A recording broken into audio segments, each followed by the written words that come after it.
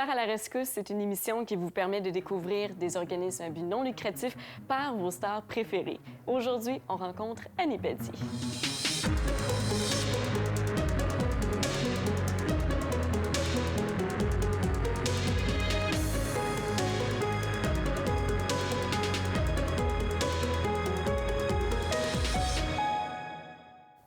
Bonjour Annie, bienvenue à Stars à la rescousse. Merci. On voit que tu es venue accompagner. Oui, effectivement, nous allons très bien. Annie, on te rencontre aujourd'hui parce que tu t'impliques beaucoup dans les Olympiques spéciaux. C'est un organisme qui te tient particulièrement à cœur. Ça fait 18 ans que tu t'impliques avec eux. Comment ça a commencé? Comment ça a commencé? Bon, il y a 18 ans, en fait, après la médaille olympique, il y avait eu plusieurs articles de journaux où on parlait de mon frère qui vit avec une déficience intellectuelle qui s'appelle Michel. Et j'avais dit aussi dans ces articles-là, dans les entrevues, qu'avant de remporter une médaille olympique, j'avais commencé à étudier en orthopédagogie dans le but, dans le rêve d'enseigner un jour aux enfants trisomiques. J'avais cette passion-là, cette fascination-là pour la trisomie 21, pour les jeunes trisomiques. Et je pensais gagner ma vie dans ce domaine-là. Et il y a Pierre Boivin, à l'époque, qui était le président de la cause olympique spéciaux au Québec. Et il avait lu ça dans les journaux et il avait besoin d'une présidente d'honneur pour sa soirée de levée de fonds. Alors, il avait fait appel à moi et à Guy Lafleur. Donc, on était deux coprésidents d'honneur. Je crois que c'était en 97. Et donc, ça a été ma première initiation, si tu veux, au mouvement. Et pourquoi avoir continué pendant 18 ans? Parce que c'est quand même, c'est toute une période, là. Je veux dire, c'est une partie de ta vie, carrément, que tu as dévouée aux Olympiques spéciaux. Bien, c'est la conviction du mouvement. Tu sais, je crois en ce mouvement-là. Et comme j'ai un frère qui vit avec une déficience intellectuelle et qui fait, lui, c'est un as des quilles, j'ai vu comment le sport a amélioré sa vie, sa condition physique, comment il s'est fait des amis, sa confiance en lui, comment il a eu à respecter des règles. J'ai vu tout l'apport du sport dans sa vie. Et s'il n'y avait pas eu les quilles, le bowling, là, lui dit qu'il joue au bowling, s'il n'y avait pas eu le bowling dans sa vie, je suis certaine qu'il y a une grande partie de ses petits et grands bonheurs qui n'auraient pas existé. Donc, d'être convaincu de la cause, du bienfait de la cause, et de m'être attachée au fil des ans à ces jeunes athlètes-là. Il y en a que je les connais depuis qu'ils ont 6-7 ans. Tu comprends? Donc, il y a 18 ans, ils avaient 6-7 ans. Aujourd'hui, c'est des adultes en devenir. Même si c'est des Olympiques, il n'y a pas d'âge pour y participer. Bien, en fait, là, nous, on a, à Olympiques spéciaux Québec, il y a des programmes qui commencent dès l'âge de 2-3 ans dans les écoles, donc au niveau scolaire primaire. Et je te dirais que les compétitions commencent plus vers 7-8-9 ans. Là, on commence à voir des jeunes et ça va jusqu'à 77 ans. Et pour nous mettre en contexte, quelle est la mission des Olympiques spéciaux? Alors, c'est d'enrichir par le sport la vie des gens présentant une déficience intellectuelle, que, peu importe le syndrome qu'ils ont, peu importe de la façon que la déficience est arrivée. Et pour ton frère, tu nous as parlé un petit peu plus tôt, c'est quelqu'un qui, est passionné de bowling. Oui. Comment ça a changé sa vie? Tu nous parlais de ses bonheurs. Est-ce qu'il y a autre chose qui a fait en sorte que ça a complètement changé sa vie? Tu sais, juste le fait d'avoir cette passion-là, tu sais, de se découvrir une passion, premièrement, pour un sport, donc d'avoir ça dans sa routine de vie, parce qu'il n'a jamais travaillé à temps plein comme toi et moi, là, tu sais. Il a fait des stages en entreprise. Tu sais, moi, j'ai tout le temps trouvé ça, tout le temps été difficile pour lui de trouver sa place. Mais je peux dire que quand il est arrivé au bowling, il avait sa place dans sa ligue de bowling. Et de voir la confiance qu'il a acquis avec ce sport-là, la valorisation aussi, parce que moi, je l'ai déjà vu, j'étais témoin. Il a été capable de faire devant moi 7 abats de suite. Alors, c'est moi qui étais comme... J'étais comme ça. Puis là, je me suis levée debout, puis je suis allée demander un autographe. Écoute, il riait tellement. Là, mon frère, quand il rit, là, il est comme crampé, comme on dit. Il est rouge comme une tomate. Puis j'ai vu tout le bonheur, tu sais, la valorisation, le fait d'être accepté aussi dans une ligue régulière. Pour lui, c'est un grand accomplissement. Puis écoute, ça fait plus de 20 ans qu'il joue et même encore aujourd'hui, tous les vendredis, il joue au centre de quai sur l'Assomption, pas loin de mon travail. Puis il m'arrive des fois d'aller le voir puis de l'encourager. Puis sinon, le soir, il va m'appeler ou la semaine d'après, il va me dire c'était quoi son score au bowling.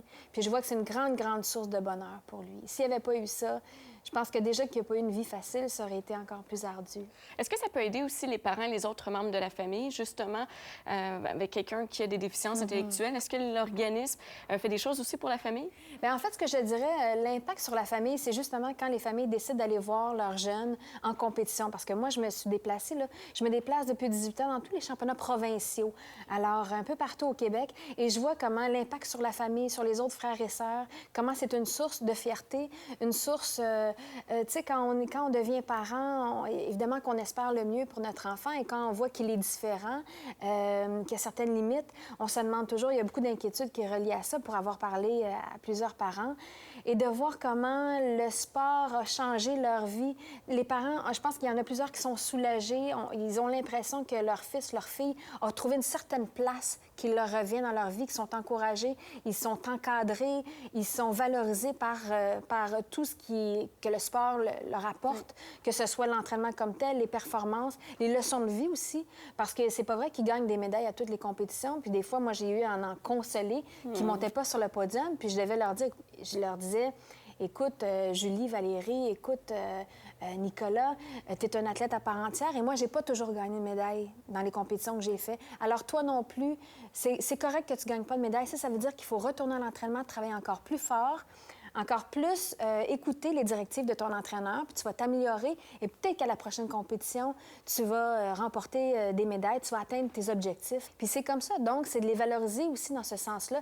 Ils sont des athlètes à part entière qui s'entraînent et des fois, ça fonctionne bien, puis des fois, ça fonctionne moins bien, mais il faut toujours continuer à persévérer puis à regarder vers l'avant. Est-ce que les autres athlètes olympiques qui ne sont pas déficients intellectuels, est-ce qu'ils reconnaissent quand même les Olympiques spéciaux? Bien, de plus en plus, moi, ça fait 18 ans que je suis impliquée, puis ça fait 18 ans que j'en invite au fameux Festival des célébrités sportives, là, qui a souvent lieu au Palais des Congrès à Montréal au mois de mai, qui est le plus gros événement de levée de fonds de ce mouvement-là.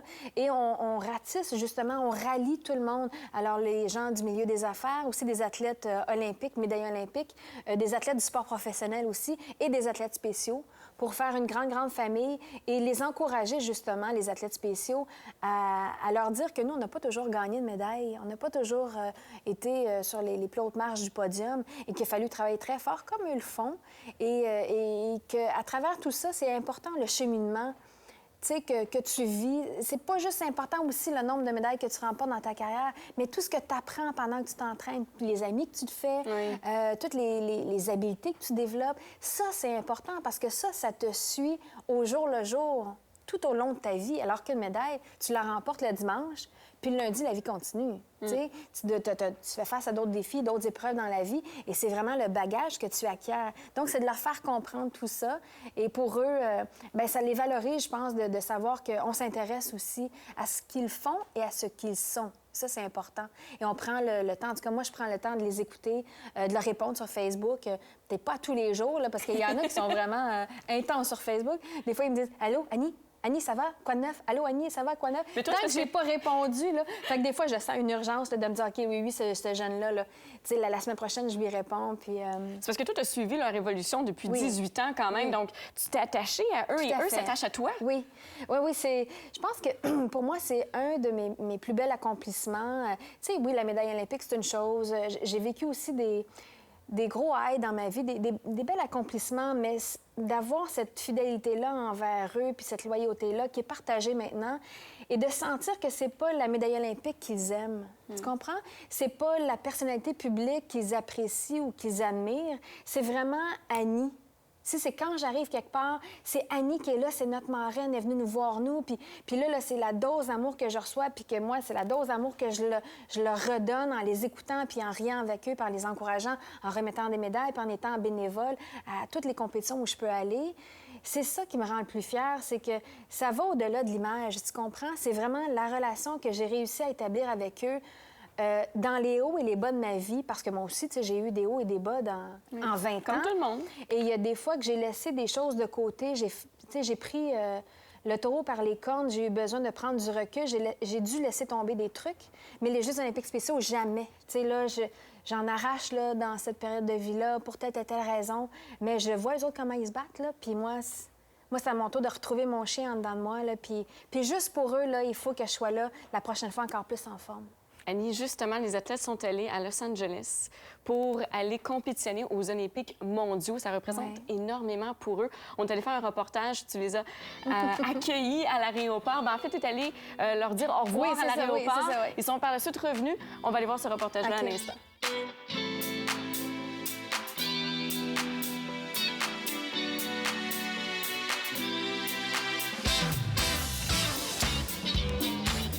Annie, T'accompagnes les athlètes vraiment jusqu'à l'enregistrement des bagages. Oui, c'est comme ça. Pas mal à chaque grosse compétition, je viens à l'aéroport. Le matin, des fois, c'est très tôt. Puis même le soir, quand ils arrivent, des fois, c'est 1h, 2h du matin. Je suis là avec les parents, avec les accompagnateurs. On est vraiment fiers aujourd'hui. On a 11 athlètes qui partent pour les Jeux de Los Angeles. 11 athlètes qui représentent 3 sports, c'est-à-dire les quilles, l'athlétisme et la natation. Alors, c'est vraiment, là, c'est le summum pour eux, là. Tu sais, puis ils sont seulement que 11 Québécois qui nous représentent sur l'équipe canadienne. Alors, puis il y a des espoirs de médailles. Fait que vraiment, c'est la crème de la crème. Comment les Olympiques spéciaux, selon vous, ont changé la vie des athlètes? Les rencontres, les coefficients intellectuels, c'est pas toujours facile. Bon, il y a les écoles, il y a les centres d'adaptation, on essaie de créer des milieux. Mais l'entraînement régulier des athlètes aux Olympiques spéciaux, c'est leur social, c'est là qu'ils rencontrent leurs amis. Le sport, pour eux, ça devient vraiment un moyen pour socialiser, être plus inclus, se faire des amis. Ils vont chercher des aptitudes de leader, puis ils s'extériorisent, sont drôles, sont comiques, sont fort spontanés. Audrey, c'est une grosse journée pour toi parce que tu t'en vas à Los Angeles. Oui, c'est une grosse journée, puis ça commence. Ce matin, tu étais en cas semi-endormi. Là, le stress commence à monter, le goût de hâte, curiosité. J'ai hâte que ça part, là. Ça fait combien de temps que tu t'entraînes pour les Olympiques mondiaux? Ça va faire bientôt 16 ans que je suis partie des Jeux olympiques spéciaux. Ça fait 8 ans que je fais ces disciplines-là, mais sérieusement, ça fait 3 ans. 3 ans que tu t'entraînes pour les Olympiques mondiaux. Sérieusement, oui. Je m'entraîne avec beaucoup de détermination pour arriver à ces Jeux-là. Écoute, depuis que j'ai commencé la natation, je nage comme un dauphin dans l'eau. Faut pas avoir peur, approcher de nous autres, puis c'est à force de continuer, à force de faire des compétitions, le monde dit « Ah, ça a dit cette fondation-là! » Grâce aux Olympiques spéciaux, est-ce que tu t'es fait des amis? Oui, j'en ai fait pas mal. Écoute, j'ai même eu Annie Pelletier, qui est une de mes amies. C'est vraiment une bonne personne, mais quand j'essaie de la croiser, on parle comme moi et toi. Elle a une énergie incroyable, une énergie renouvelée. Les athlètes l'adorent. Elle est à la fois motivante et je pense à la fois motivée par nos athlètes. Alors, c'est une belle relation d'amitié, d'amour. C'est incomparable. Elle se donne à 100 et les athlètes le sentent et l'apprécient tellement. Si j'avais la chance d'assister à un événement, lorsqu'elle se présente aux athlètes, Annie, bon, c'est l'ovation pour 3 minutes. Est-ce que c'est ton premier voyage à l'étranger? Oui, Est-ce que tu as hâte d'arriver à Los Angeles? oui. J'en ai des frissons. C'est beau, c'est magnifique. Let's go Los Angeles. Regarde, c'est un miracle. C'est comme mes ongles représentent les flammes. Et on dirait que je suis comme enflammée. Valérie, on espère que tu vas remporter la médaille d'or. En fait, on n'espère pas, on sait que tu vas remporter la médaille d'or. Ah, ben regarde, t'en as... Une vraie! Oui, une vraie.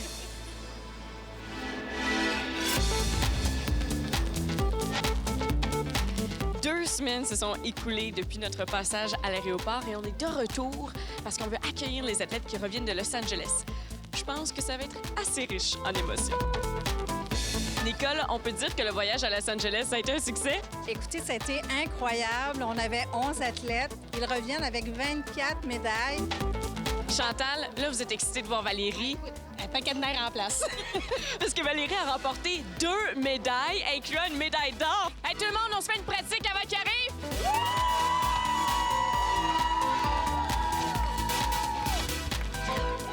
Ils vont être bons.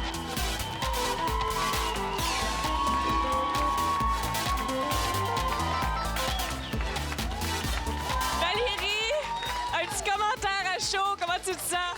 Je me sens vraiment fière, là. Ah, ben, faut tellement que tu sois fière de toi. Le 2 médailles, une médaille d'or aux Jeux olympiques mondiaux, Valérie. Je suis tellement fière, là, c'est incroyable. Je m'attendais vraiment pas à ça, là. C'est magique, là, c'est intense. Ta maman est juste là?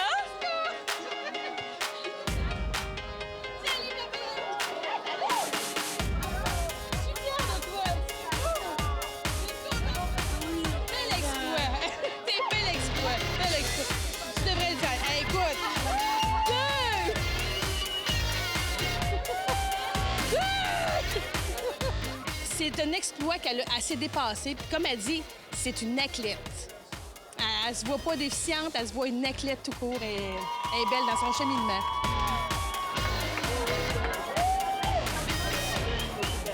Félicitations. Est-ce que tu es fière de toi, Audrey? Oh, ouais, tout le parcours que j'ai fait. Ah non, c'était la peine.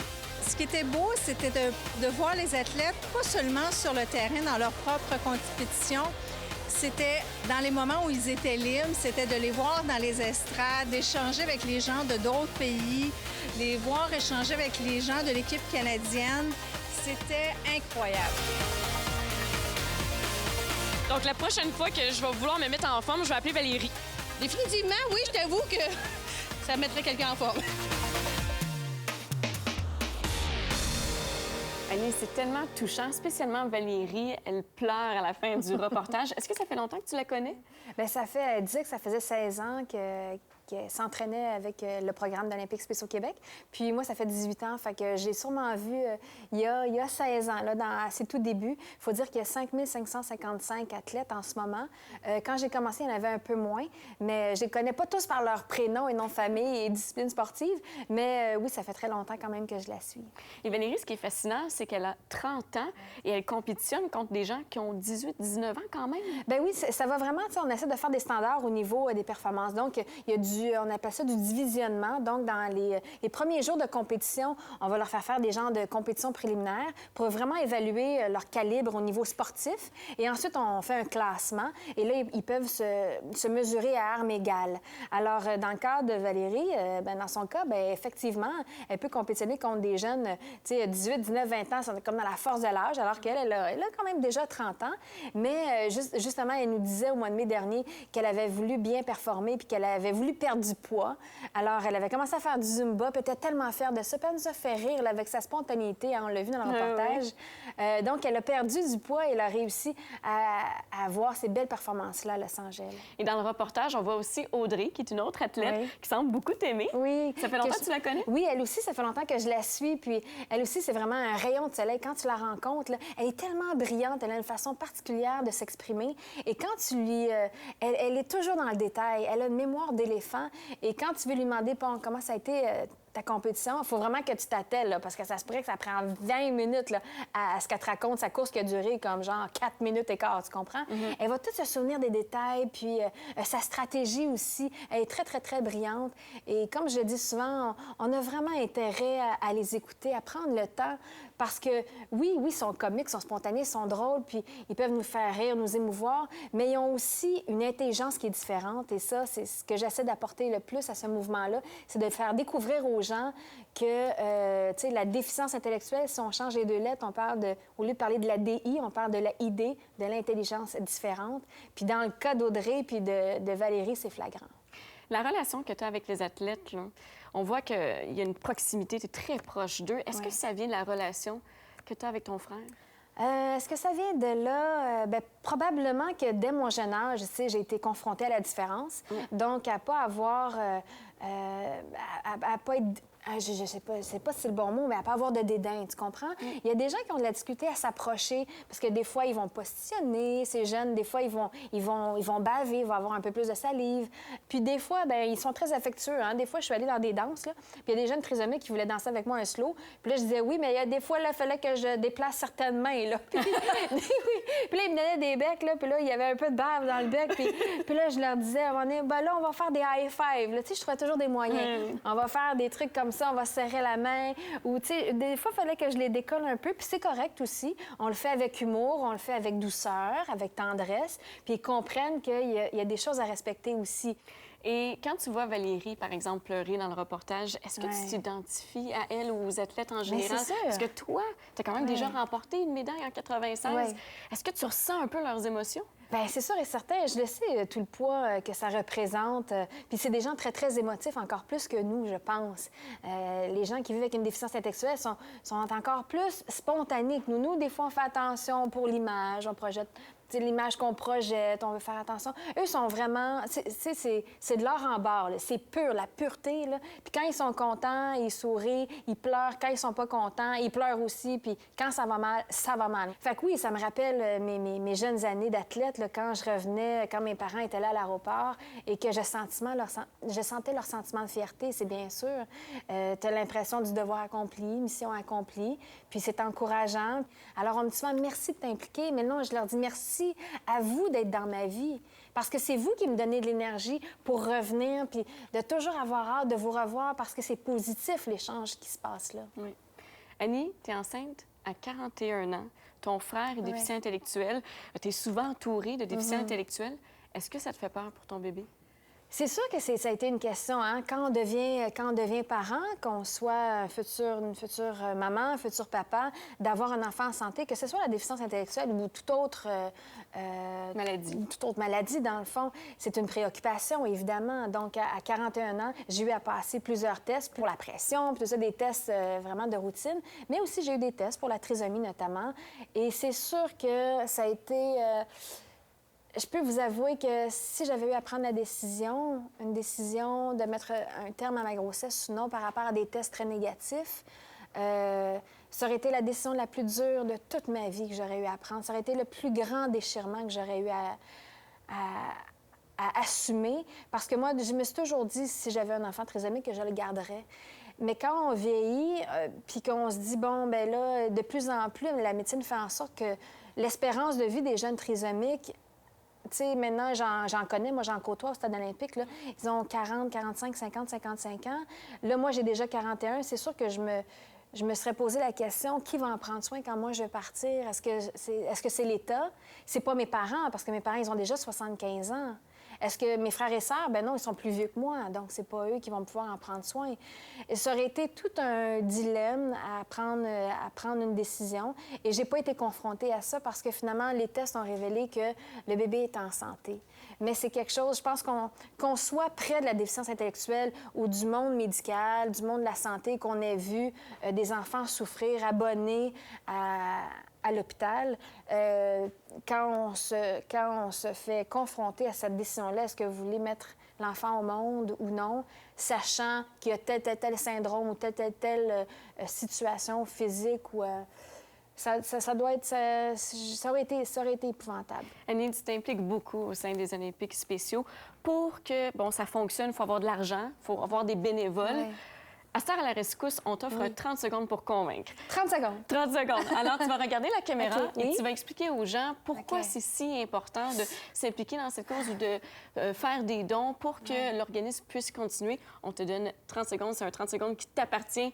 Ça commence en 3, 2, 1, vas-y. Alors, Olympiques spéciaux Québec, c'est un mouvement qui veut enrichir par le sport la vie des gens présentant une déficience intellectuelle. Et non seulement de ces jeunes-là, déficients intellectuels, mais aussi, je pense que ça rayonne partout autour. Alors, pour les entraîneurs, les accompagnateurs qui sont impliqués, pour les parents de ces jeunes-là, pour les frères et sœurs, je pense que c'est important d'en parler le plus possible. Il y a un site Internet, olympiquespéciauquebec.qc.ca. Il faut aller voir, il faut aller sensibiliser nos jeunes à la différence et je pense qu'on va en sortir tous grandis. Merci beaucoup, Annie. Ça me fait plaisir. Et pour terminer l'émission, quels sont tes projets à long terme? J'imagine c'est... À long terme? Bien là, à court terme, dans quelques mois, ça va être le plongeon vers le bas de ce petit garçon ou cette petite fille. On ne sait pas, on s'est gardé la surprise. Et ce sera de vivre une première année, D'abord, c'est une première grossesse, donc c'est une initiation à la maternité. Et je vais tenter, avec tout le bagage que j'ai acquis depuis les dernières années, avec Olympiques spéciaux Québec, toutes les belles leçons de vie que j'ai apprises, mais toutes les épreuves aussi que je peux avoir surmontées, comme tout le monde, je vais tenter de donner le meilleur coffre à outils à mon enfant. Alors, ça va être ça, la première année là, qui s'en vient, ça va être ça. Merci beaucoup, Annie, d'avoir été des nôtres. Si vous voulez avoir plus de renseignements concernant les Olympiques spéciaux, n'hésitez pas à visiter leur site Internet. Et sur ce, je vous souhaite une excellente journée et à bientôt.